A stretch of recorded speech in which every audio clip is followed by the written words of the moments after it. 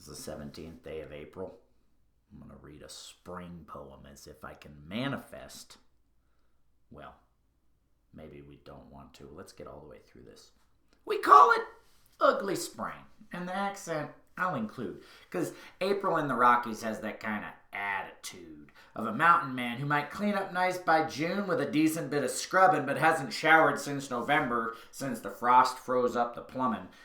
5 long months of bleh lies melting on the lawn. The grass beneath is matted flat and barely hanging on. The snow's gone from the valley floor, leaving a dirty brown carpet, kind of a 70s shag where the cat ate a Tweety bird, then came inside and barfed it.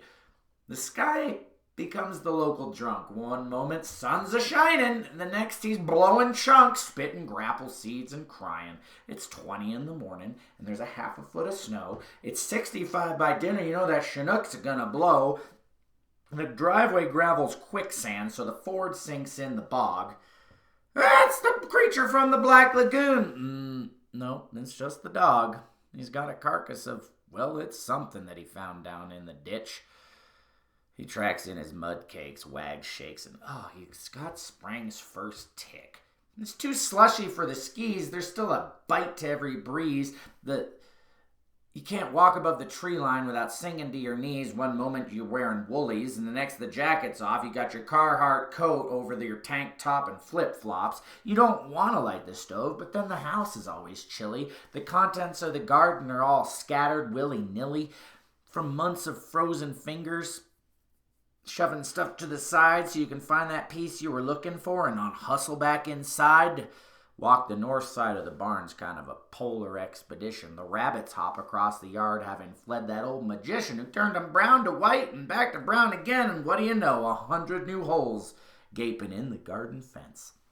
The flies are on the windows, the buds are on the trees.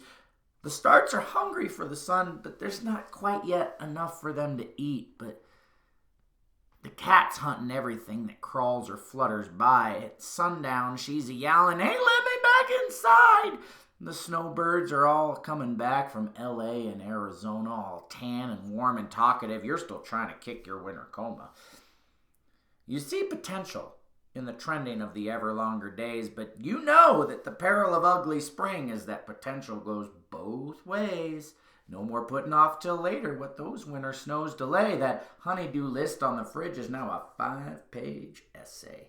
Fix the gate, grade the road, rake and trim and groom, clean the porch, hose it out so the May flowers bloom. Inbound like the in-laws, you know you can't stop her coming.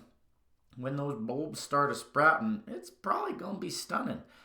Your nose will start a-plugging up with all of nature's dander, clogging faster and harder than the toilet in the camper. You can't hear through stuffed-up ears, your sinuses exploding, you're dripping like a faucet, and the snot just keeps reloading.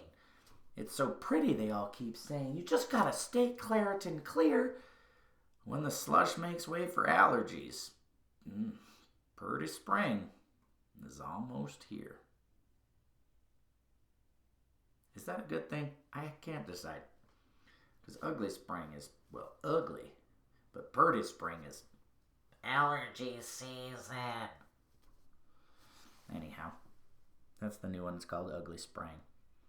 I'll get these memorized here soon enough. Thanks for listening.